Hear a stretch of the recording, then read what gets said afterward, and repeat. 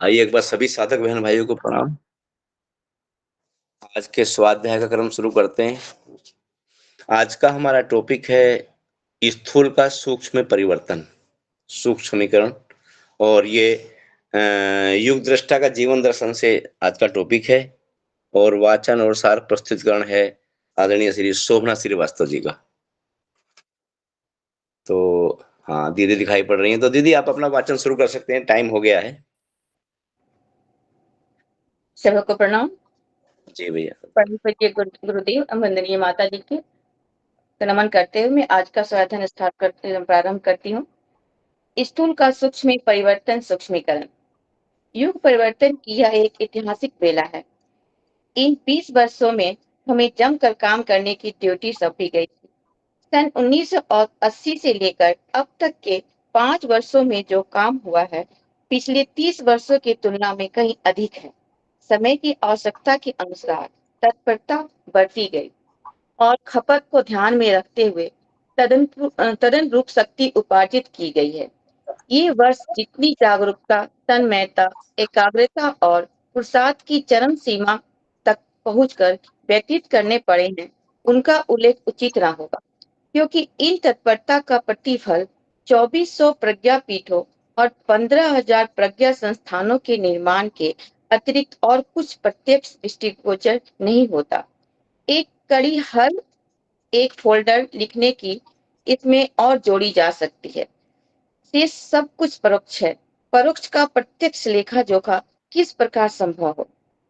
युग संधि की बेला में अभी 15 वर्ष और रह जाते हैं। इस अवधि में गति चक्र और भी तेजी से भ्रमण करेगा।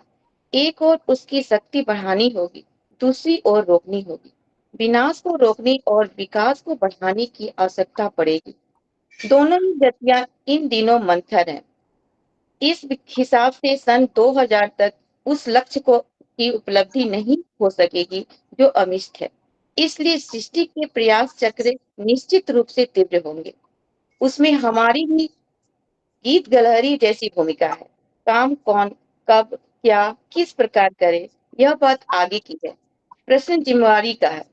युद्ध काल में जो जिम्मेदारी सेनापति की होती है, वही खाना पकाने वाले की भी। आपातकाल में उपेक्षा कोई भी नहीं बरत सकता। इस अवधि में एक साथ कई मोर्चे पर लड़ाई करनी होगी। समय ऐसा भी आता है जब खेत की फसल काटना, जानवरों को चारा डालना, बीमार लड़के का इलाज कराना, मुकदमे की तारीख पर हाजिर होना, घर आए मेहमान का स्वागत करना जैसे कई काम एक ही आदमी को एक ही समय पर करने होते हैं। युद्ध काल में तो बहुमुखी चिंतन और उत्तरदायित्व और भी अधिक सघन एवं विरल हो जाता है। किस मोर्चे पर कितने सैनिक भेजने हैं, जो लड़ रहे हैं उनके लिए गोला बारूद कम न पड़ने देना, रसद का प्रबंध करना, अस्पताल का दुरुस्त होना, मरे हुए सैनिकों को ठिकाने लगाना, अगले मोर्चे के लिए खाइया खोदना जैसे काम बहुमुखी होते हैं। सभी पर समान ध्यान देना होता है।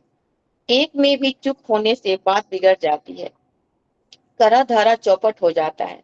हमें अपनी प्रवृत्तियां बहुमुखी बढ़ा लेने के लिए कहा गया है। इसमें सबसे बड़ी कठिनाई स्थूल शरीर का सीमा बंधन है।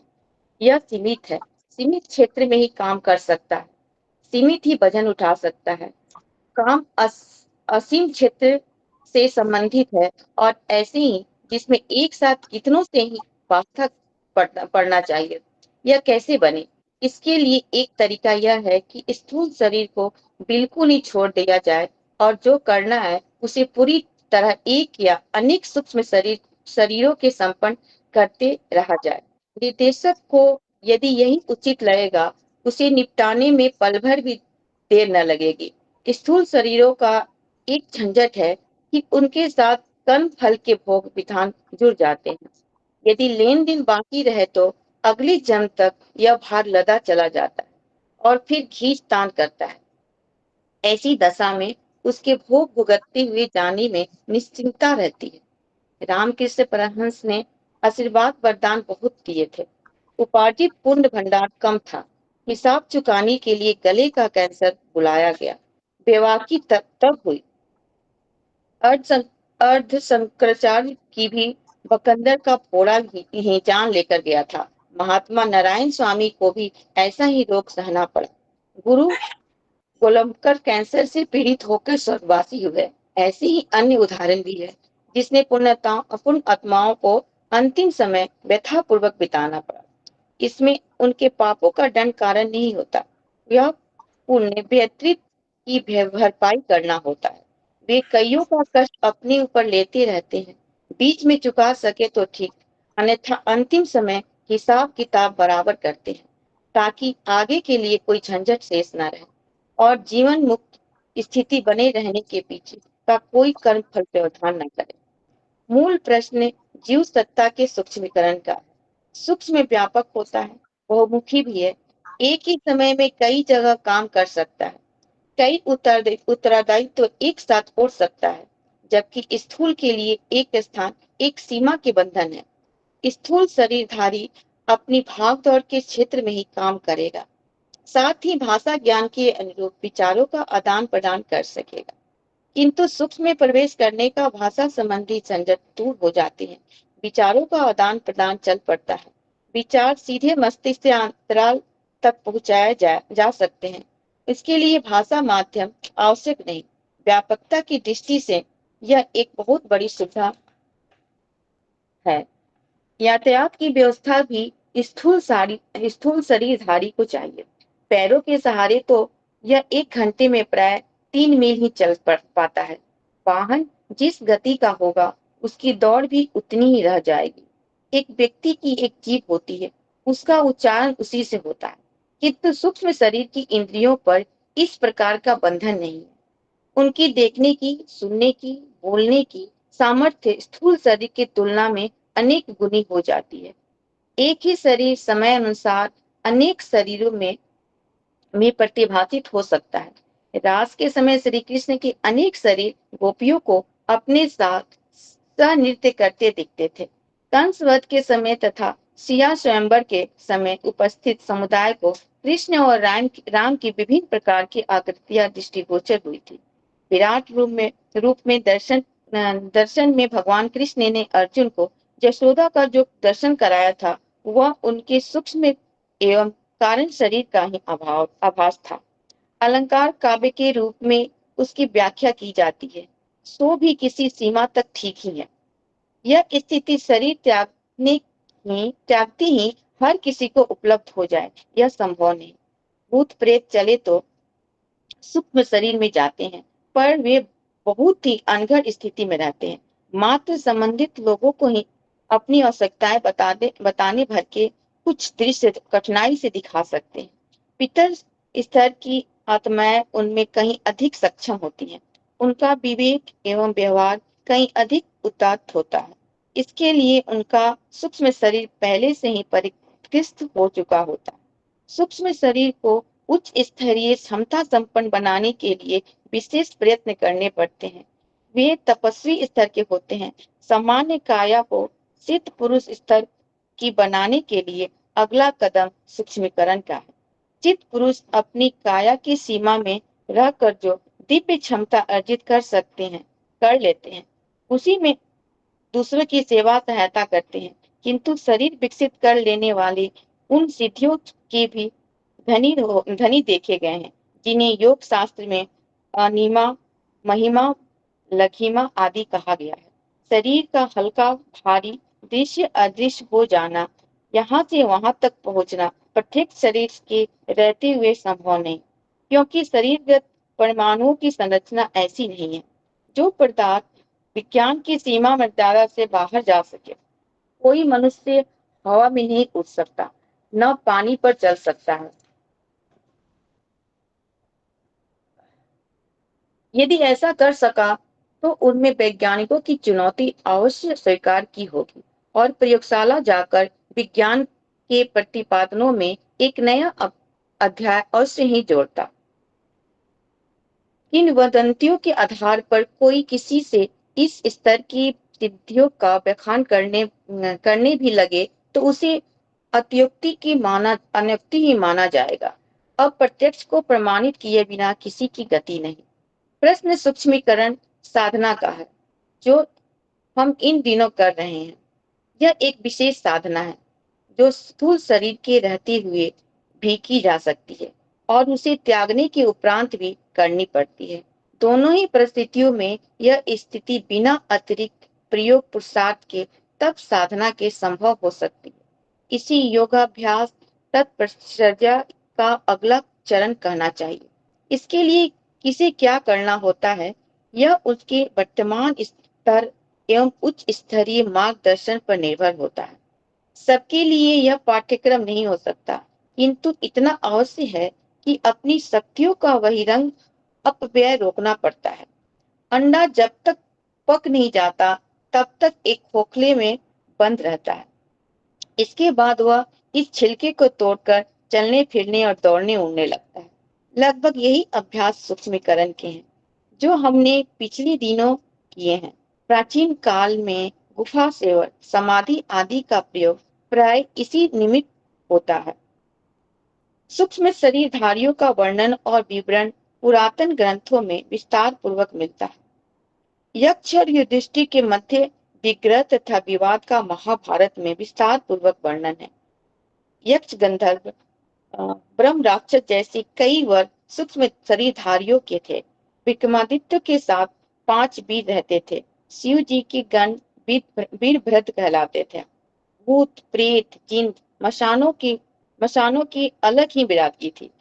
अलादीन का चिराग जिन्होंने पढ़ा है, उन्हें यह समुदाय की गतिविधियों की जानकारी होगी। छाया पुरुष साधना में अपने निज के शरीर से भी एक अतिरिक्त सत्ता गढ़ ली जाती है और वह यह समर्थ अदृश्य साथी सहयोग जैसा काम करती है। इन सूक्ष्म शरीरधारियों में अधिकांश का उद्देश्य हानिकारक या नैतिक दृष्टि से हे स्तर पर हुआ है। संभव है उन दिनों अतृप्त विक्षुब्ध स्तर के योद्धा रणभूमि में मरने के उपरांत ऐसे ही कुछ हो जाते रहे हो। उन दिनों युद्धों को मार काट ही सर्वत्र सर्वव्याप्त थी, पर साथ ही सूक्ष्म शरीरधारी देवऋषियों का भी कम उल्लेख नहीं है। राजर्षि और ब्रह्मऋषि तो स्थूल शरीरधारी ही होते थे, पर जिनकी गति सूक्ष्म शरीर में भी काम करती थी, वे देवऋषि कहलाते थे। वे वायुभूत होकर विचरण करते थे, लोकांतरों में जा सकते थे। जहां आवश्यकता अनुभव करते थे, वहां भक्त जनों का मार्गदर्शन करने के लिए अनायास ही जा पहुंचते थे। ऋषियों में से अन्य कईयों के भी ऐसे उल्लेख मिलते थे। वे समय समय पर धैर्य देने, मार्गदर्शन करने या जहां आवश्यकता समझी है वहां पहुंचे, प्रकट हुए। पैरों से चलकर जाना नहीं पड़ा। अभी भी हिमालय के कई यात्री ऐसे विवरण सुनाते हैं कि राह भटक जाने पर कोई उन्हें उपयुक्त स्थल पर छोड़कर चला गया। कईयों ने किन्हीं गुफाओं में शिखरों पर अदृश्य योगियों को दृश्य या दृश्य को अदृश्य होते देखा है। तिब्बत के लमाओं की ऐसी कितनी ही कथा गाथाएं सुनी गई हैं। थियोसॉफिकल सोसाइटी की मान्यता है कि अभी हिमालय के ध्रुव केंद्र पर एक ऐसी मंडली है जो विश्व शांति में योगदान करती है। इसे उन्होंने अदृश्य सहायक नाम दिया है। यहाँ स्मरण रखने योग्य बात यह है कि यह देवऋषि समुदाय भी मनुष्य का ही एक विकसित वर्ग है। योगियों, सिद्ध पुरुषों और महामानव की तरह वह सेवा सहायता में दूसरों की अपेक्षा अधिक समर्थ पाया जाता है। पर यह मान बैठना गलती होगी कि वे सर्व समर्थ हैं और किसी की भी मनोकामना को तत्काल पूरी कर सकते हैं या अमोघ वरदान दे सकते हैं। कर्म फल की वरिष्ठता सर्वोपरि है। इसे भगवान ही घटा या मिटा सकते हैं। मनुष्य की समर्थ से वह बाहर है। जिस प्रकार बीमार के चिकित्सक और विपत्तिग्रस्त की धनी सहायता कर सकता है, ठीक उसी प्रकार सूक्ष्म शरीरधारी देवर्षि भी समय समय पर सत्कर्मों के निर्मित बुलाने पर अथवा बिना बुलाए भी सहायता के लिए दौड़ते हैं। इससे बहुत लाभ भी मिलता है। इतने पर भी किसी को यह नहीं मान बैठना चाहिए कि पुरुषार्थ की आवश्यकता ही नहीं रही या उनके आड़े आती ही निश्चित सफलता मिल गई। ऐसा रहा होता तो लोग उन्हीं का आसरा लेकर निश्चित हो जाते और फिर निजी पुरुषार्थ की आवश्यकता ही न समझते तथा निजी कर्म फल आड़े आने परिस्थितियों के बाधक होने की बात को ध्यान में ही न रखते। यहाँ एक अच्छा उदाहरण हमारे हिमालयवासी गुरुदेव का है। सूक्ष्म शरीरधारी होने के कारण ही वे उस प्रकार के वातावरण में रह पाते हैं जहाँ जीवन निर्वाह के कोई साधन नहीं है, एवं समय समय पर हमारा मार्गदर्शन और सहायता करते रहते हैं। इसका अर्थ यह नहीं कि हमें कुछ करना नहीं पड़ा, कोई कठिनाई मार्ग में आई ही नहीं, कभी असफलता मिली ही नहीं, यह भी होता रहा, पर यह भी निश्चित है कि हम एकाकी जो कर सकते थे उसकी अपेक्षा उस दिव्य सहयोग से मनोबल बहुत बढ़ा चढ़ा कर रहा है, उचित मार्गदर्शन मिला है। कठिनाइयों के दिनों में धैर्य और साहस यथावत स्थिर रहा है। यह कम नहीं है। इतनी ही आशा दूसरों से करनी भी चाहिए। सब काम करके कोई रख जाएगा, ऐसी आशा भगवान से भी नहीं करनी चाहिए। भूल यही होती रही कि देवी सहायता का नाम लेते ही लोग समझते हैं कि वह जादू की छड़ी घुमाई और मन चाहा काम बन गया। ऐसे ही अतिवादी लोग क्षण भर में आस्था खो बैठते देखे गए हैं। देवी शक्तियों से सूक्ष्म शरीरों में से हमें सामयिक सहायता की आशा करनी चाहिए। साथ ही अपनी जिम्मेदारियां वहन करने के लिए कटिबद्ध भी रहना चाहिए। असफलताओं तथा कठिनाइयों को अच्छा शिक्षक मानकर अपने अगले कदम अधिक सावधानी से, अधिक बहादुरी से उठाने की तैयारी करनी चाहिए। सूक्ष्म शरीर की शक्ति सामान्यता भी अधिक होती है। दूरदर्शन, दूरश्रवण, पूर्वाभ्यास, विचार, संप्रेक्षण आदि में प्राय सूक्ष्म शरीरों की ही भूमिका रहती है। उनकी सहायता से कितनों को ही विपत्तियों से उबरने का अवसर मिला है। कईयों को ऐसी सहायता मिली है जिनके बिना उनका कार्य रुका ही पड़ा रहता। दो सच्चे मित्र मिलने से लोगों की हिम्मत कई गुना बढ़ जाती है। वैसे ही अनुभव अदृश्य सहायता के साथ संबंध जुड़ने से भी करना चाहिए। जिस प्रकार अपना दृश्य संसार है और उसमें दृश्य शरीर वाले जीवधारी रहते हैं, ठीक उसी प्रकार उसमें जुड़ा हुआ एक अदृश्य लोक भी है। उसमें सूक्ष्म शरीरधारी निवास करते हैं। उनमें कुछ बिल्कुल साधारण, कुछ दुरात्मा और कुछ अत्यंत उच्च स्तर के होते हैं। वे मनुष्य लोक में समुचित दिलचस्पी लेते हैं। बिगड़ों को सुधारना और सुधरों को अधिक सफल बनाने में अयाचित सहायता मांगने का प्रयोजन और मांगने वाले का स्तर उपयुक्त होने पर तो यह सहायता और भी अच्छी तरह और भी बड़ी मात्रा में मिलती है। यह सूक्ष्म शरीरों की सूक्ष्म लोक की सामान्य चर्चा हुई। प्रसंग अपने आपे का है। यह विषम बेला है। इसमें प्रत्यक्ष शरीर वाले प्रत्यक्ष उपाय उपचारों से जो कर सकते हैं सो तो कर ही रहे हैं, करना भी चाहिए, पर दिखता है कि उतने भर से काम चलेगा नहीं। सशक्त सूक्ष्म शरीरों की बिगड़ों को अधिक न बिगड़ने देने के लिए अपना जोर लगाना पड़ेगा।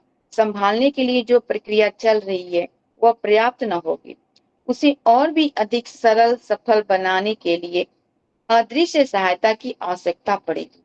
यह सामूहिक समस्याओं के लिए भी आवश्यक होगा और व्यक्तिगत रूप से सब प्रयोजनों को में संलग्न व्यक्तियों को अग्रगामी यशस्वी बनाने की दृष्टि से भी है। जब हमें यह काम सौंपा गया तो उसे करने में आनाकानी कैसी।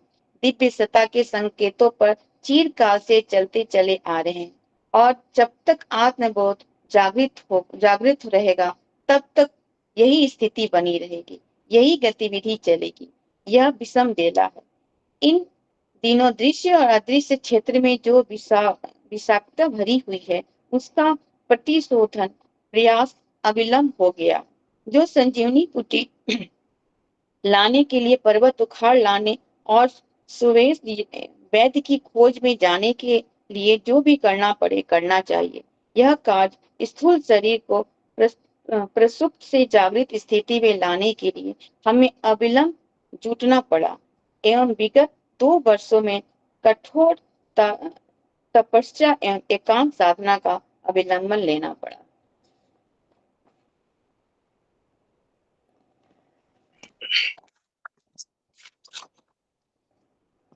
जी दीदी, बहुत बहुत धन्यवाद इतने स्पष्ट और क्लियर वाचन के लिए। भैया मैं कहूंगा कि मंच खुला हुआ है, बाकी सब लोग भी अपनी बात रख सकते हैं।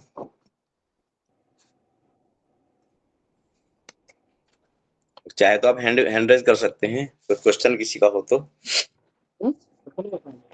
बाकी इस चैप्टर को थोड़ा सा देखें तो इस चैप्टर में गुरुदेव ने सूक्ष्मीकरण का वर्णन किया है, उसके बारे में काफी जानकारी दी है। और फिर लास्ट में गुरुदेव ने बड़ी महत्वपूर्ण बात कही है कि यह विषम बेला है। तो लास्ट वाले पैराग्राफ में गुरुदेव लिख रहे हैं कि यह विषम बेला है, इसमें प्रत्यक्ष शरीर वाले प्रत्यक्ष उपाय उपचारों से जो कर सकते हैं सो तो कर रहे हैं, करना भी चाहिए, पर दिखता है कि उतने भर से काम चलेगा नहीं। सशक्त सूक्ष्म शरीरों को बिगड़ों को अधिक न बिगड़ने देने के लिए अपना जोर लगाना चाहिए। ये बड़ी महत्वपूर्ण बात गुरुदेव ने यहाँ लिखी है। जो सशक्त लोग हैं उनको, जो लोग बिगड़ रहे हैं उनको ज्यादा नहीं बिगड़ने देना चाहिए।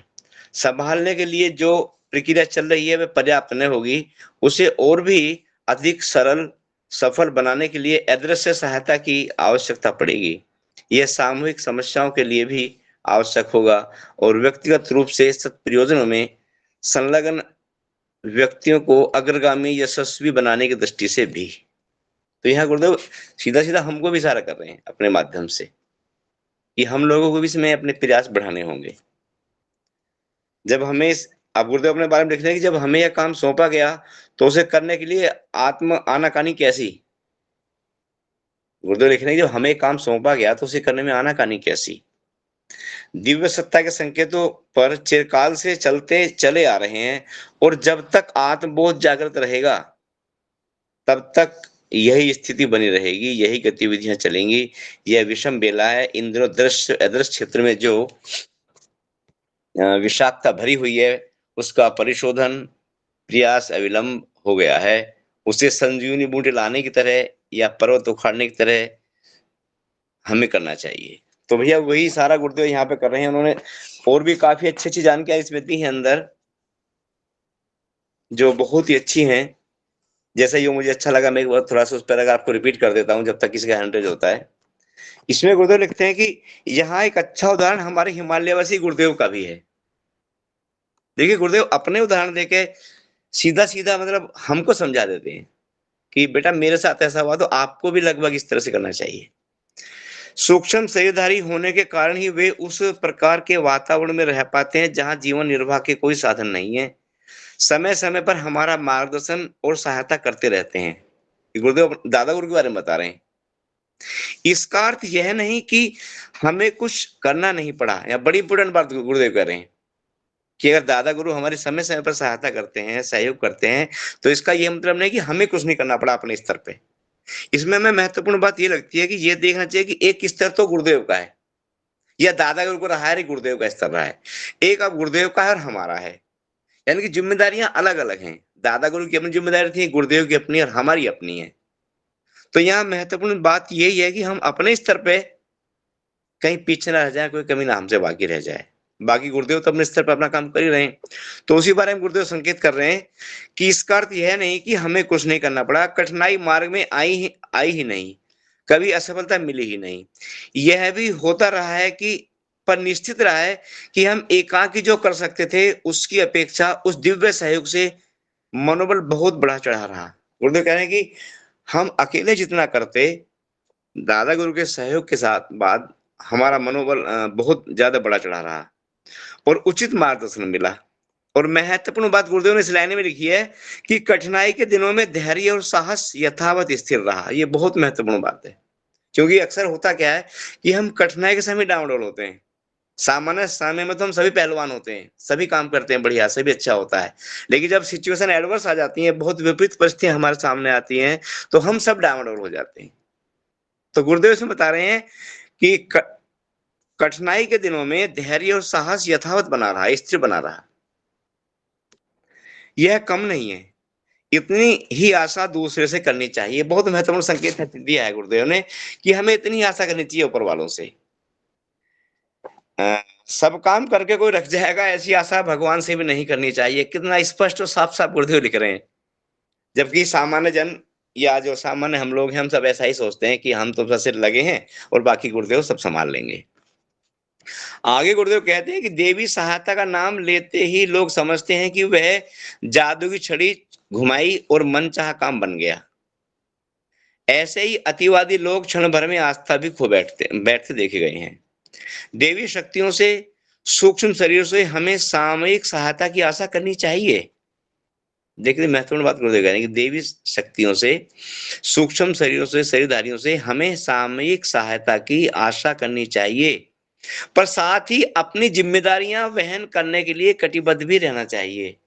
यानी कि एक पोर्शन है, उनका एक अलग पोर्शन है, हमारा एक अलग पोर्शन है, तो उनकी उनसे सहायता की अपेक्षा करें, लेकिन अपनी क्या जिम्मेदारी है उसका भी ध्यान रखें। कटिबद्ध रहना चाहिए। असफलताओं, कठिनाइयों को अच्छा शिक्षक मानकर अगले कदम अधिक सावधानी के, अधिक बहादुरी के और उठाने की तैयारी करनी चाहिए। यानी कि जब हम किसी मार्ग पे आगे बढ़ते हैं, तो जो असफलताएँ, कठिनाइयाँ आती हैं, उनसे हम घबराएँ ना, परेशान ना हों, हिम्मत ना हारें, क्योंकि ये दोनों ही जो चीज़ लिखी है गुरुदेव ने, असफलता, कठिनाइयाँ एक अच्छे शिक्षक के रूप में हमारे सामने आती हैं और बहुत कुछ सिखा के जाती हैं। तो भैया मैं थोड़ा अमन भैया से कहूँगा वो भी थोड़ा अपनी बात रखें। ये मुझे पैराग्राफ अच्छा लगा इसलिए मैंने थोड़ा-सा प्रस्तुतिकरण किया। जी, बहुत-बहुत आभार आपको जी, और आदरणीय शोभना श्रीवास्तव जी। शोभना श्रीवास्तव दीदी, उनका वाचन हमेशा बड़ा प्रांजल रहता है। बहुत ही अच्छा उनका वाचन रहता है, तो वाचन सार प्रस्तुतिकरण दोनों ही हो जाता है। फर्स्ट वाचन में ही अपने आप सार भी आ जाता है। तो बहुत-बहुत धन्यवाद दीदी को। आदरणीय त्यागी जी को बहुत-बहुत आभार। ये सप्ताह उनका नहीं था शेड्यूलिंग का, जो ये वाला जो होस्टिंग का, लेकिन उनसे निवेदन किया गया तो उन्होंने कहा कि हम इसको उठाने में तैयार हैं। तो कितना बढ़िया तरीके से और कितना एक जिसको ये कहना चाहिए कि परफेक्शन के साथ में उन्होंने इस सप्ताह पूरे ये शाम की क्लास की होस्टिंग की है। तो हम सभी लोगों को इससे प्रेरणा लेनी चाहिए कि कितना बढ़िया ये चल जी रहा है, भैया ये सीखने लायक बात है। थैंक यू भैया। जी, जी, जी। तो ये बोलो, ये इसमें देखें तो हम लोग को समझ में आता है कि हम लोग तो गुरुदेव से कह के भूल जाते थे, गुरुदेव हमारी ये परेशानी आप दूर कर दें। गुरुदेव हमारा जो ये है, क्योंकि हमें तो प्रत्यक्ष में देखने को नहीं मिला। जो लोग गुरुदेव से उस समय जुड़े हुए थे, वो लोग जाते थे गुरुदेव के पास में, जानते हैं, सबने बहुत माँगा गुरुदेव से और वो दिया, और गुरुदेव ने कभी उसकी गिनती नहीं की कि हमने कितनों का भला किया।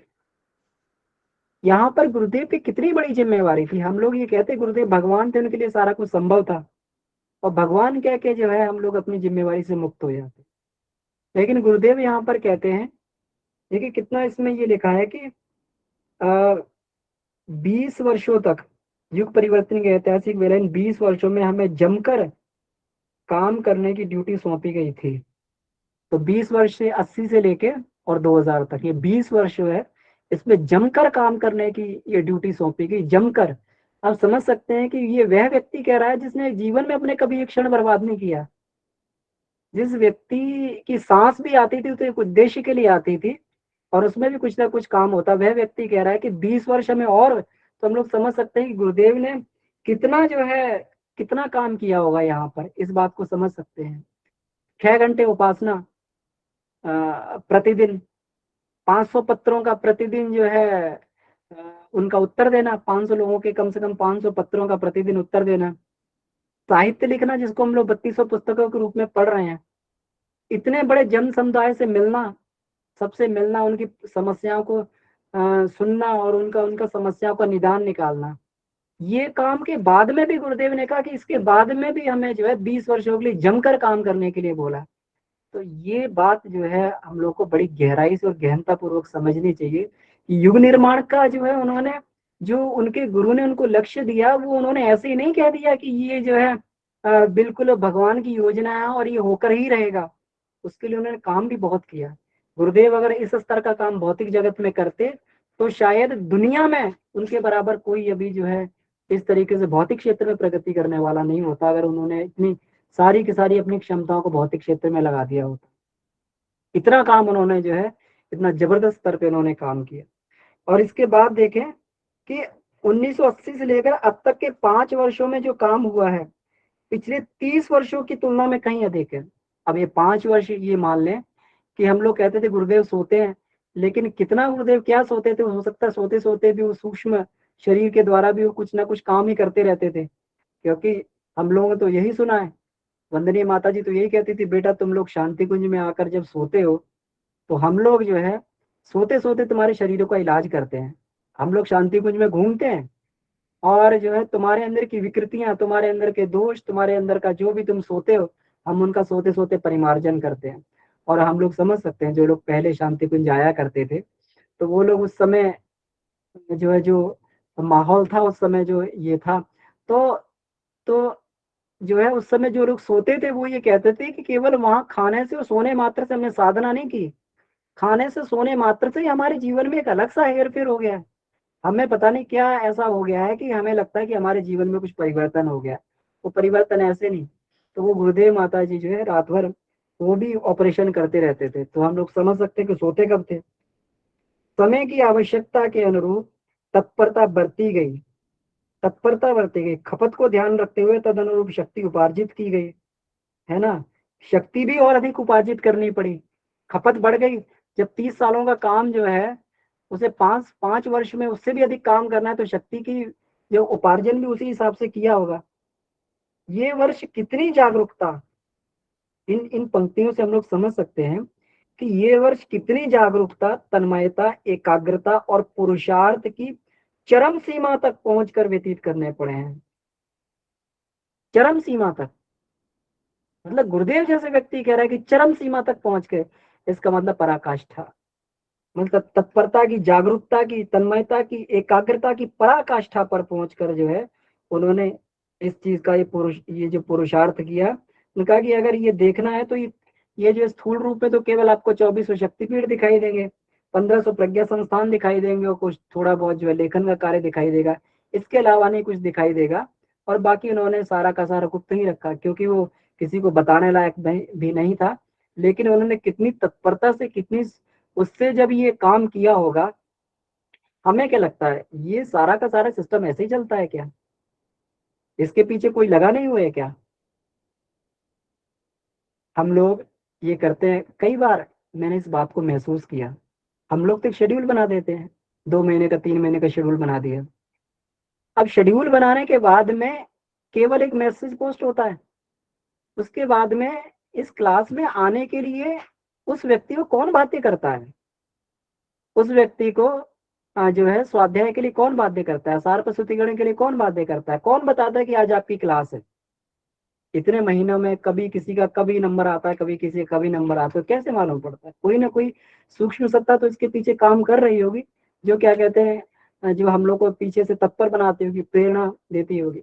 बहुत बार जो है कई भाई बहन कहते हुए सुनते हैं कि मन हुआ कि आज की क्लास ना लें और मैसेज डाल दें कि आज की क्लास ना, लेकिन अंदर से किसी ने झकझोरा और कहा नहीं, तुम्हें लेना चाहिए, तुम्हें ये करना चाहिए। ये कौन शक्ति दे रहा है, कौन सामर्थ्य दे रहा है? ये सिस्टम ऐसे नहीं चलते हैं, स्थूल का सिस्टम कोई भी जो है ऐसे नहीं चल सकता। इसके पीछे जरूर सारी की सारी सूक्ष्म सत्ताएं काम कर रही हैं, और यही सूक्ष्मीकरण का तप है। गुरुदेव ने इसीलिए सूक्ष्मीकरण का तप किया कि आगे चल के हम जैसे जो अठन्नी चवन्नी कहीं जो है ये लगेंगे, कुछ भी करेंगे तो कम से कम आगे तो कुछ ना कुछ दिखाएंगे, लेकिन पीछे से हम लोग जो है पूरा का पूरा सिस्टम संभाल लेंगे। पीछे से सारी की सारी सत्ता नहीं, तो हम लोग समझ सकते हैं कि हम लोग कितना जो है इसके लिए तत्पर है, कितना हम लोग ये गुरुदेव के लिए समय दे पा रहे हैं अपने व्यस्त कामों से, कितना हम लोग अपना मस्तिष्क लगा पा रहे हैं इसमें, कितना हम लोग, जितनी हम लोग स्थूल में प्लानिंग करते हैं, हम लोग एक बार ये करें, हम लोग विश्लेषण करके देखें, सोच के देखें, क्या उतनी प्लानिंग कभी हमने गुरुदेव के लिए करी? जितनी प्लानिंग हम अपने फ्यूचर के लिए करते हैं, जितना प्लानिंग हम अपने कमाने के लिए करते हैं, जितनी प्लानिंग हमने अपने बच्चों के लिए करते हैं, क्या उतनी प्लानिंग कभी गुरुदेव के कार्य के लिए की? ये हमको अपने से प्रश्न पूछना चाहिए। नहीं कि तब भी ये कार्य चल रहा है, इसका मतलब क्या हुआ? इसका मतलब यही है, इसीलिए भगवान कहते हैं तुम बस इतना कर दो कि तुम मेरे लिए खड़े हो जाओ स्थूल में, और डट कर खड़े रहो। ऐसा नहीं है कि तुम्हारी बत्ती भी जलती बुझती रहे, आज कर लिया तो कर लिया, कल नहीं किया, फिर कर लिया नहीं किया, फिर कर लिया नहीं किया, ऐसे नहीं। तत्पर होके खड़े रहो। कठपुतली का क्या रहता है, तत्पर होके खड़ी रहती है बस, ऐसा थोड़ी बीच बीच में गायब हो जाती है। जिस जिस जो व्यक्ति उंगली से नचा रहा है उसको, बस वो नाचने के लिए तत्पर खड़ी रहती है, उसका और कोई काम नहीं होता है। बस मुझे नचाया जाएगा, मैं नाचती रहूंगी, कोई काम नहीं, कोई दिमाग नहीं लगाना, उसे कुछ नहीं करना है। यही भगवान हमें कहते हैं, हमें कोई दिमाग नहीं लगाना, कुछ नहीं करना है, हमें केवल तत्पर होकर खड़े रहना। हमें जो ड्यूटी दी गई उसके लिए तत्पर होकर हम डंडा लेके खड़े हैं। हमें ड्यूटी दी गई है और तत्परता से खड़े हैं, बिना गैप किए खड़े हैं। करने वाला तो जो है पीछे अपने आप से नचा ही रहा है, वो कर ही रहा है, वो सारी की सारी व्यवस्था जुटा ही रहा है। ये गुरुदेव, यही सूक्ष्मीकरण में जो ये चल रहा है, सारे के सारे आज कितने ग्रुप चल रहे हैं, कितने सिस्टम चल रहे हैं, कितने लोग आवगड़े संस्कारवान पीढ़ी अलग से जो है कितना बढ़िया जो है उनका वो सारा कुछ चल रहा है, उसका देश विदेश में जो है लोग कितना उससे जुड़ते हुए चले जा रहे हैं, बहनें कितना जो है, और कितना जो किस तरीके से जो है ये सब उसका पूरा का पूरा उसका प्रचार इतनी जोर से हो रहा है कि आम जनता उससे जुड़ती हुई चली जा रही है, और पूरा का पूरा जो गर्भ संस्कार हो, ये सारा संस्कारवान पीढ़ी के लिए कितना प्रयत्न पुरुषार्थ हो रहा है। ये कौन चला रहा है?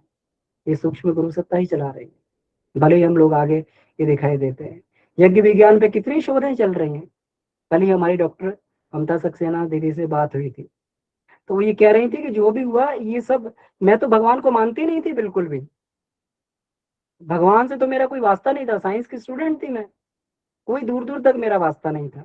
लेकिन जब मैंने ब्रह्मवर्चस 1990 में जब मैंने ब्रह्मवर्चस शोध संस्थान में जाकर देखा कि वहां पर आंकड़ों के साथ में रिजल्ट लगे हुए थे, वहां पे उस समय लोगों का शोध परीक्षण किया जाता था, और वो परीक्षण करने के बाद में लोगों के शुरू के रिजल्ट और एंड के रिजल्ट आते थे, उनके पैरामीटर्स बदलते थे। कि ये देखकर जो है मेरे मस्तिष्क में आया कि जरूर जरूर जो है यहाँ पर अध्यात्म में कुछ ना कुछ तो है। तब से अध्यात्म मेरी समझ में आया, और कह रहे हैं कि जब मैं शांति कुंज में गई, वहां के सिस्टम को देख के मुझे लगा कि यहाँ वास्तव में लोग जो है अनुशासित लोग हैं, ये अनुशासित लोगों का सिस्टम है। तो तब उन्होंने जो है कहा कि मैंने अपना पूरा जो है भरसक वहां से आने के बाद में गायत्री मंत्र चालू किया। उसके बाद में प्रेरणा हुई कि यज्ञ विज्ञान पर, तो अपनी ड्यूटी में रह के ही बहुत बड़े उसमें स्टैटिस्टिकल डिपार्टमेंट में डायरेक्टर के पद पे रही, वो बहुत ऊंचे आईएएस अधिकारी स्तर का पद होता है। उस पद पे रहने के बाद में भी उन्होंने यज्ञ विज्ञान की शोध की, और इतने बढ़िया प्रमाण हम सब लोग के लिए रास्ता खोल दिया। लेकिन दुर्भाग्य की बात है कि अब उस विज्ञान को भी जितना उन्होंने कर दिया, उसको आगे बढ़ाने वाला कोई नहीं है, उसको जो आगे ले जाने वाला कोई नहीं है। ब्रह्मवर्चस जैसी संस्थाओं को आगे बढ़ाने वाला, आगे ले जाने वाला कोई नहीं है। क्या ऋषि सत्ता इसके लिए पीड़ित नहीं? पीड़ित हैं, लेकिन स्थूल में लोग आने को तैयार नहीं है, स्थूल में लोग काम करने को तैयार नहीं है। सूक्ष्म में पूरा का पूरा तंत्र चल रहा है। गुरुदेव ने सूक्ष्मीकरण साधना इसीलिए की, पूरा का पूरा तंत्र सूक्ष्म में खड़ा कर दिया। सूक्ष्म में ऋषि सत्ता लालायित है, सूक्ष्म ऋषि सत्ताओं की आत्माएं छटपटा रही हैं, हम करेंगे, हम सहयोग देंगे, हम पीछे से पूरा जुट जाएंगे, पूरी की पूरी रिसर्च तुम्हारे सामने खोल देंगे, पूरा का पूरा तुम्हारे सामने विज्ञान खोल देंगे, तुम आओ तो सही, करो तो सही, एक सिस्टम तो बनाओ। कमी हम लोगों की है कि हम लोग सिस्टम नहीं दे पा, हम लोग इतना पुरुषार्थ नहीं कर पा, फिर भी बहुत कुछ कर रहे हैं। जितने लोग यहाँ पे जुड़े हुए हैं बहुत कुछ कर रहे हैं। अपने सामान्य लोगों को देखा जाए तो उससे उससे हटके तो बहुत कुछ कर रहे हैं, इतना कुछ कर रहे हैं, समाज को दिशा दे रहे हैं, अपना खुद का स्वाध्याय करते हैं, समाज को दिशा देते हैं, साधना कर रहे हैं, बहुत कुछ कर रहे हैं। सामान्य लोगों के मुकाबले हम लोग बहुत कुछ कर रहे हैं, लेकिन अभी बहुत कुछ किया जाना बाकी है। इसके लिए पूरा का पूरा सूक्ष्म का वो तंत्र तैयार है हम लोगों के लिए, हमारे पीछे जो है पूरा का पूरा तंत्र तैयार है। ये गुरुदेव ने सारा का सारा इसमें ये देखिए बता दिया। अब इसमें एक चीज मुझे बहुत अच्छी लगी, इसमें सूक्ष्म शरीर के बारे में तो उन्होंने बताया कि सूक्ष्म शरीर में प्रवेश करना क्यों, क्योंकि उसके बाद भी उन्हें काम करना था स्थूल शरीर के बाद में, और उसको सूक्ष्म शरीर को विकसित करना होता है तो स्थूल में विकसित करना होता है। स्थूल में ही रह के जो है कि कुछ साधना स्थूल में की जाती है, कुछ बाद में जो सूक्ष्म में रह के साधना की जाती है, और उस स्तर का विकसित करना पड़ता है। नहीं विकसित करो तो भूत प्रेतों जैसा रहता है। भूत प्रेतों के सूक्ष्म शरीर तो होते हैं लेकिन बहुत कुछ कर नहीं पाते हैं। ज्यादा कुछ हो तो अपने अपने परिजनों को बड़ी कठिनाई से, बड़ी मुश्किल से थोड़ा बहुत अपने अनुभूति अपना ये करवा सकते हैं, और बहुत ज्यादा कुछ कर नहीं पाते हैं। पितर थोड़े से जो है और थोड़ा सा उससे ऊपरी उच्च स्थिति में होते हैं, पितर जो होते हैं वो थोड़ा सा और जो है उनके सूक्ष्म शरीर उच्च स्थिति में होते हैं। तो हमें जो सूक्ष्म शरीर की साधना करनी, प्रश्न सूक्ष्मीकरण साधना का जो हम इन दिनों कर रहे हैं, ये एक विशेष साधना है।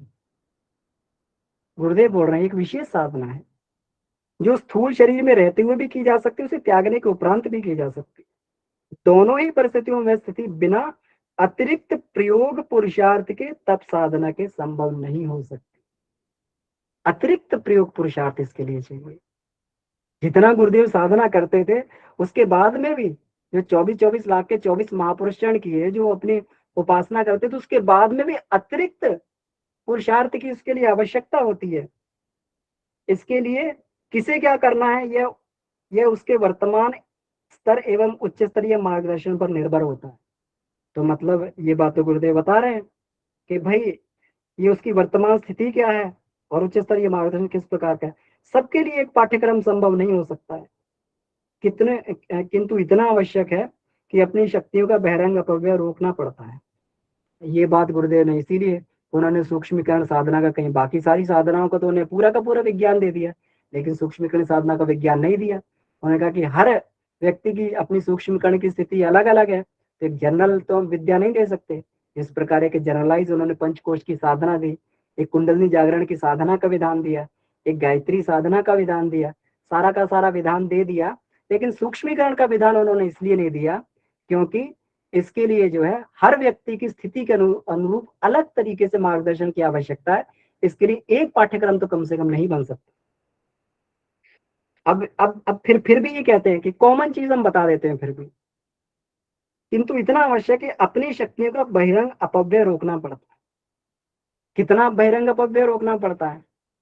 गुरुदेव किसी से मिलते भी नहीं थे, किसी को देखते भी नहीं थे, मतलब सारी की सारी इंद्रियों से उन्होंने पूरा का पूरा अपव्यय रोक दिया। क्योंकि हर एक इंद्री जो बाहर खुलती है कुछ ना कुछ अंदर जरूर जो है ये हलचल पैदा करती।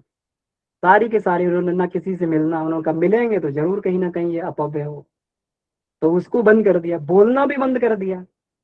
एक बार गुरुदेव का वीडियो आया था बाद में कि बेटा हम बोलते नहीं है, वाणी में इतना सामर्थ्य हो गया, अब जो भी ये गायत्री मंत्र और इसका उच्चारण करते हैं तो ये जो है एक मंत्र जो 1000 मंत्र के बराबर हो जाता है। क्योंकि इस समय बोल नहीं रहे हैं, इसलिए परापशंति और वैखरी वाणियां इतनी मजबूत हो गई हैं कि अब इनसे बोलते हैं तो ये एक मंत्र 1000 मंत्र के बराबर हो जाता है। ये उसी समय गुरुदेव ने ये बात कही थी। तो अपनी शक्ति को बहिरंग अपव्यय रोकना पड़ता है, ये तो सब लोग जानते हैं, है ना। एक बात तो पक्की है कि भाई अगर मान लो कि कुछ स्थूल के बाद में भी सूक्ष्म में भी कुछ भूत बन के भी काम करना है तो इतना काम तो किया ही जा सकता है कि अपनी शक्तियों का बहिरंग अपव्यय रोका जा सके। अंडा जब तक पक नहीं आता तब तक एक खोखले में बंद रहता है, जैसे गुरुदेव बंद रहे, चारों तरफ से बंद, कोई किसी से मिलना नहीं, दुनिया से बिल्कुल कट एकदम। इसके बाद वह इस छिलके को तोड़कर चलने फिरने दौड़ने लगता है। लगभग यही अभ्यास सूक्ष्मीकरण के हैं। तो जब तक एक ही स्थान में रहकर अंतर्मुखी होकर सारी की सारी वृत्तियां एक जगह कॉन्सेंट्रेट होकर एक जगह, जब तक सूक्ष्म शरीर पक नहीं जाता है, क्योंकि अभी सारी की सारी वृत्तियां हमारी बहिर्मुखी रहती हैं और स्थूल शरीर प्रधान ही रहती हैं। जब सारी की सारी वृत्तियां अंतर्मुखी हो जाएंगी तो पूरी की पूरी ऊर्जा सूक्ष्म शरीर को मिलेगी। उस समय सूक्ष्म शरीर को मिलेगी और सूक्ष्म शरीर भी अपने आप विकसित होने लगेगा। आप 2 दिन मौन रख के देख लीजिए, तीसरे दिन देखिए आपका क्या असर होता है। आप बोलेंगे तो आपकी वाणी में क्या लगेगा आपको। 2 दिन मौन रख के देखने का अभ्यास करें। कुछ लोग और मौन रहते हैं। कुंती ने आंखें बंद कर ली थी, आंखें खोली जिस दिन तो सामने वाला जो दुर्योधन का पूरे का वज्र का शरीर हो गया। तो ये सारा का सारा अपव्यय जो रोकना पड़ता है, गुरुदेव ने यही किया, सारा का सारा अपव्यय रोक दिया और उसे सूक्ष्म शरीर जो उनका पुष्ट होने लगा। सारी की सारी एनर्जी रिवर्स हो गई, पूरा अंदर की ओर एनर्जी जो है जब ये चली तो सूक्ष्म शरीर से पुष्ट होना। अभी तो हमारा सारा का सारा स्थूल शरीर ही पुष्ट होता है, सारी की सारी ऊर्जा स्थूल शरीर में चलती रहती है, वही पुष्ट होता रहता है। सूक्ष्म शरीर एक अलग कोरे पे कहीं ना कहीं उपेक्षित पड़ा रहता है। तो यहाँ पर ये वाली बात उन्होंने ये कही और लगभग यही अभ्यास सूक्ष्मीकरण जो हमने पिछले दिनों किए। प्राचीन काल में गुफा सेवन समाधि आदि का प्रयोग प्राय इसी निमित्त होता था। फिर आगे गुरुदेव ने बहुत सारी आगे ये चर्चाएं की हैं अदृश्य लोक के बारे में बताया है कि सूक्ष्म शरीरधारियों का भी अदृश्य लोक होता है और वो उसी तरीके की दुनिया होती है। वो तत्पर रहते हैं हमेशा जो है स्थूल शरीरधारियों की मदद करने के लिए। तो ठीक है, बहुत बहुत आभार सभी का। मेरा निवेदन है बाकी लोग भी अपनी बात को इसमें रखेंगे। तो जी धन्यवाद। जी अमर भैया, एक बड़ी महत्वपूर्ण जानकारी इस पैराग्राफ में दी है गुरुदेव ने। हाँ चलिए इसे ले लेते हैं थोड़ा सा। इसमें गुरुदेव लिखते हैं कि जिस प्रकार अपना दृश्य संसार है उसमें दृश्य शरीर वाले जीवधारी रहते हैं, ठीक इसी प्रकार उससे जुड़ा हुआ एक अदृश्य लोक भी है। ये तो बहुत समझने चीज वाली चीज, बड़ा अच्छा लगा इसे पढ़ के। उसमें सूक्ष्म शरीरधारी निवास करते हैं और इसमें कुछ बिल्कुल 3 तरह की बताई इन्होंने ये, कि कुछ बिल्कुल साधारण होते हैं, कुछ दुरात्मा होती हैं, कुछ अत्यंत उच्च स्तर की होती हैं। वे मनुष्य लोक में समुचित दिलचस्पी लेते हैं, यानी कि अदृश्य लोक वाली आत्माएं हैं, वो हमारे इस लोक में जिसमें हम रह रहे हैं इसमें पूरी दिलचस्पी लेते हैं और बिगड़ों को सुधारने और सुधरों को अधिक सफल बनाने में अपनी सहायता देने के लिए बिना मांगे तैयार रहते हैं। ये बड़ी महत्वपूर्ण जानकारी है भैया। यानी कि अगर हम कुछ करते हैं तो ऐसा नहीं कि वो चीज अपने आप आ जाती है, वो आत्माएं। इसी के बारे में यहाँ भी लिखा गुरुदेव ने, ठीक उसी प्रकार सूक्ष्म शरीरधारी देव ऋषि भी समय समय पर सत्कर्मों के निमित्त बुलाने पर अथवा बिना बुलाने पर भी सहायता के लिए दौड़ते आते हैं। यानी कि यहाँ ये कह रहे हैं गुरुदेव कि आप कुछ आगे तो बढ़ो और इतनी आत्मा तैयार बैठी है आपको सपोर्ट करने के लिए। जी बिल्कुल तो भैया बिल्कुल बिल्कुल थोड़ा सही कहा आपने। हैंड रेस देख लेते हैं। मनोरमा जी दीदी का हैंड रेस है। जी दीदी अपने आप को अनम्यूट करके अपनी बात रखें। जी प्रणाम सभी सभी साधकों को बहुत बहुत प्रणाम। और ये तो मैंने अनुभव किया, जिस दिन आपने मुझे अवसर दिया वाचन का, उससे एक दिन पहले मैंने 2-3 बार पढ़ा। मैंने कहा कि काश कि मुझे भी ये मिल जाता गुरुवर, मेरी बहुत हार्दिक इच्छा है।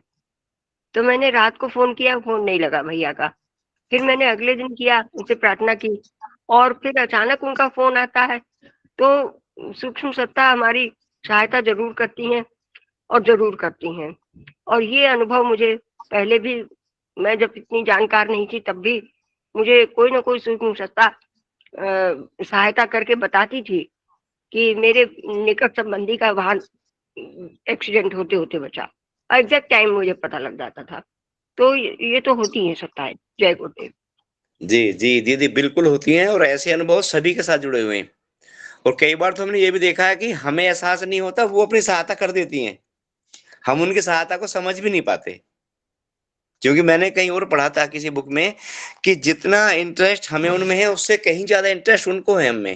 लेकिन शर्त एक है कि हमारे रास्ते सद अच्छे वाले होने चाहिए, हम सात्विक सात्विक वाले रास्ते होने चाहिए। अगर हमारा पथ परमात्मा की तरफ जाने का है तो वो आत्माएं ऑटोमेटिक हमारे तरफ प्रेरित होती हैं और हमें हर संभव प्रयास करती हैं, चाहे सपनों के माध्यम से एहसास कराएं, चाहे किसी और माध्यम से कराएं, वो कराती हैं। वो बात अलग है हम उनकी सहयोग को या उनकी सहायता को समझ पाए ना समझ पाए, बट वो अपना काम करती हैं। जी भैया बाकी लोग भी अपने हैंड रेज कर सकते हैं, अपनी बात रख सकते हैं और किसी का कोई क्वेश्चन हो तो क्वेश्चन भी प्रश्न भी रख सकते हैं।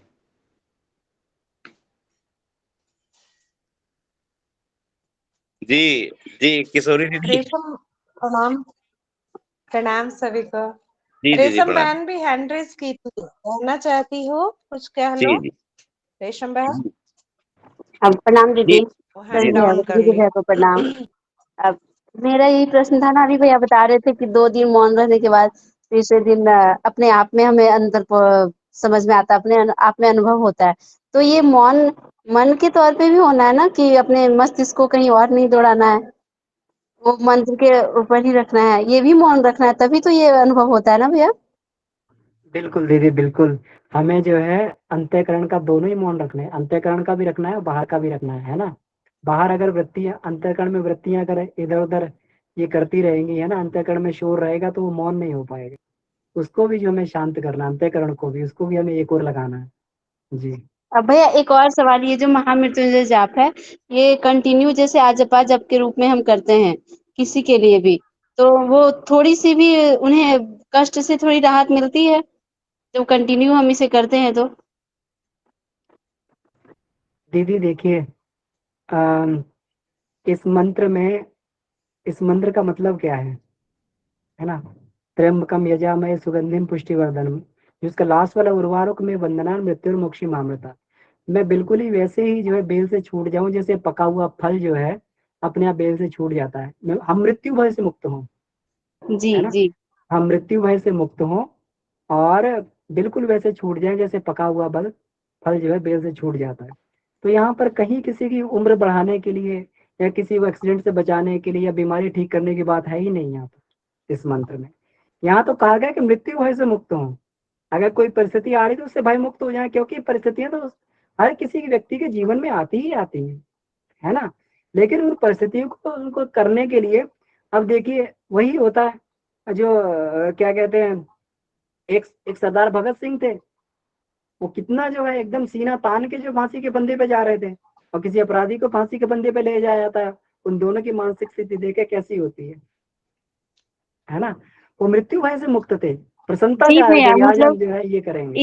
इस मंत्र का मतलब यही है ना, मूल्य की अर्थ की हम जब इसे जप करते हैं, इसका अर्थ जब समझते हैं तो हमें मृत्यु से भय नहीं लगता, क्योंकि हम शरीर भाव से ऊपर उठते हैं। हमें कष्ट भी बिल्कुल होता है बिल्कुल तो अगर हम ये किसी के लिए कर रहे हो और वो अगर इस बात को थोड़ी बहुत जानते हो या फिर नहीं भी जानते हो, तो क्या उन्हें ये भाव आता है इनके अंदर, मैं अपने लिए ये आएगा। नहीं किसी और के लिए करूं, तो उन्हें ये आएगा क्यों, अभी कष्ट है तो ठीक है, हम शरीर भाव से ऊपर उठ रहे हैं, ये भाव हाँ उनको आएगी। बिल्कुल बिल्कुल, आप अगर ये करके और ये इसका संकल्प कर रहे हैं उनके लिए, है ना, कि हम ये उनके जी लिए कर रहे हैं, जी आप संकल्प पूर्वक जो है इसको करके दूसरे के लिए कर रहे हैं, तो उसकी आत्मिक स्थिति जरूर मजबूत होगी और उसका भय जरूर समाप्त होगा। जी भैया, धन्यवाद। जी। प्रणाम भैया। हाँ, ये बिल्कुल प्राण विद्या इस तरीके से भी काम करती है। जी जी किशोरी दीदी, आप अपने को अनम्यूट करके अपनी बात रखें। प्रणाम भैया। बहुत, ये जो पैराग्राफ है इसमें इस अवधि में एक साथ कई मोर्चों पर लड़ाई लड़नी पड़ होगी, है ना। इसमें पूरा उन्होंने दिया है कि ये काम सारा काम एक साथ करना होगा। लास्ट में लिखते हैं कि सभी पर समान ध्यान देना होता है, मतलब एक भी काम छूटना नहीं चाहिए। एक भी, मतलब कह रहे हैं एक में भी चूक होने से बात बिगड़ जाती है, करा धरा चौपट हो जाता है। इसके पीछे क्या रहस्य, मतलब गहराई है, या तो कहे होंगे अमन भैया, तो मैं थोड़ा बीच में निकल गई थी एक फोन पे, तो इसको थोड़ा मैं और समझना चाहती हूँ। एक तरफ तो कहते हैं कि एक फोकस करिए जीवन में, मना एक ध्यान पे, जब एक काम कर रहे हैं एक समय में तो एक ही काम करना है ना। और अभी है कि चारों तरफ से बहुमुखी प्रतिभा के मतलब बनना है और सब काम को समय से करना है। तो थोड़ा सा इस पे प्रकाश डालूंगी आप लोग वरिष्ठ से। जी प्रणाम।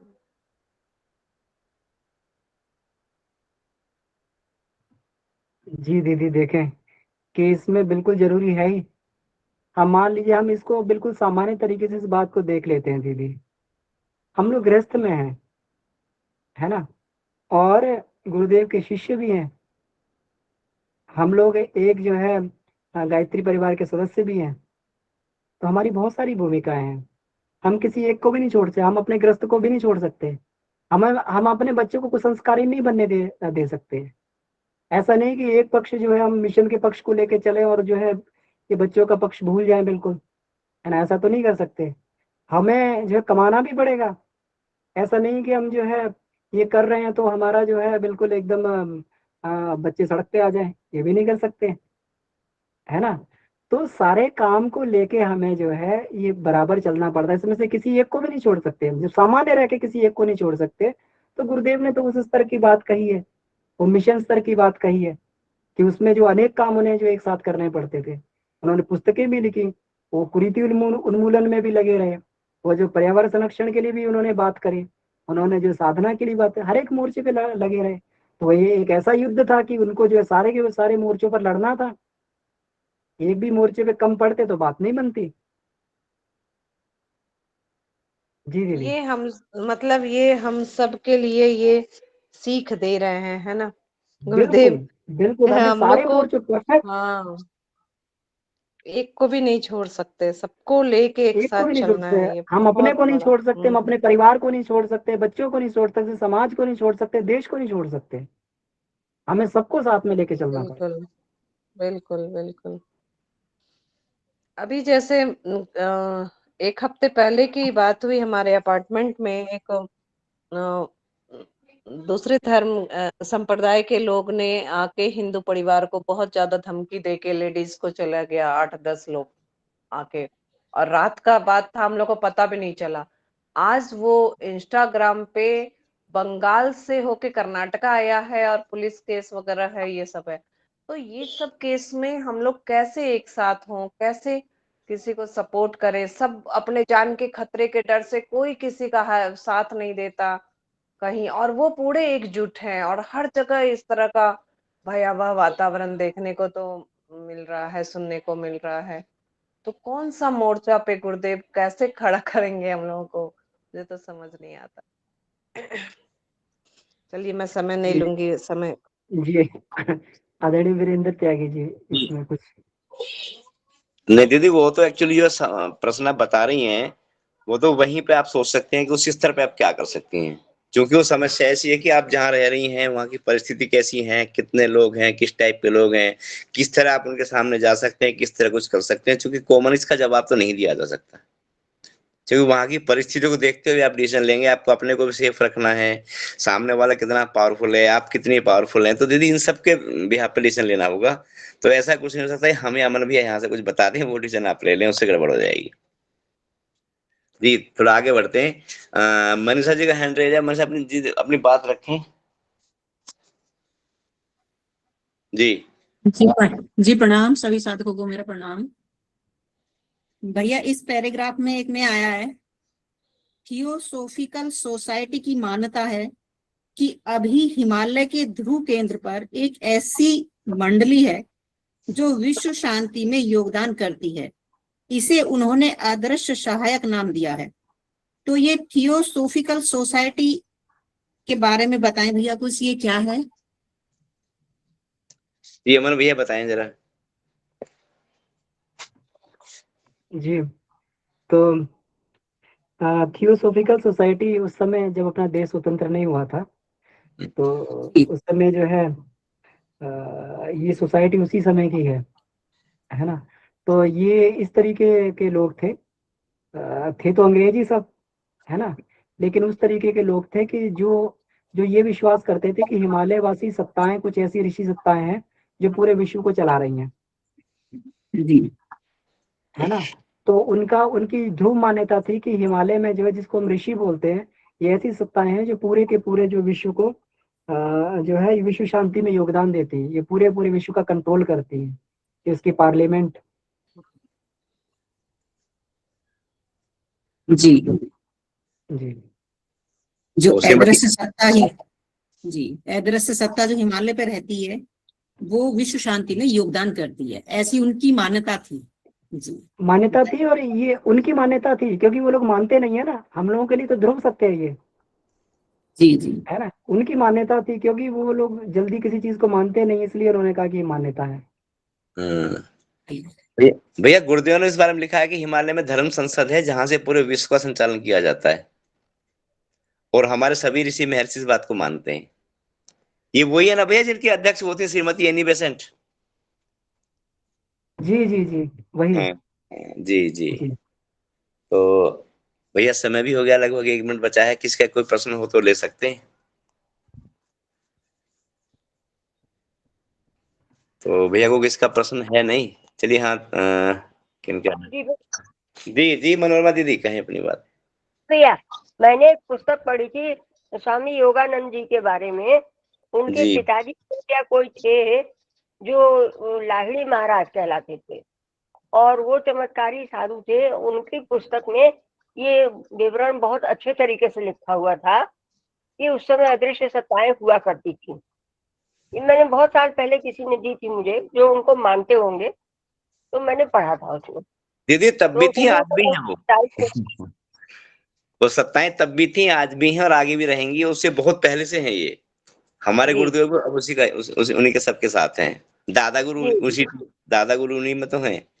और तमाम है वहां पर जितनी चर्चा, जब गुरुदेव हिमालय गए हैं तो तमाम चर्चा की तो है दादा उसमें चैप्टर पीछे हमने उनके बारे में, वही सब तो हैं।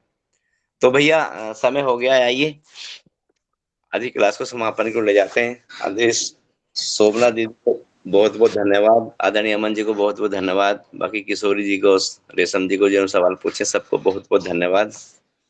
आइए इसके बाद ओम शांति शांति शांति। ये सभी को प्रणाम, शुभ रात्रि। सभी साथियों को प्रणाम। सभी भाई बहनों को प्रणाम। सभी भाई बहनों को प्रणाम। जय भाई बहनों को प्रणाम। सभी भाई बहनों को प्रणाम। सभी भाई बहनों को प्रणाम। शुभ रात्रि। सभी को प्रणाम। प्रणाम भैया।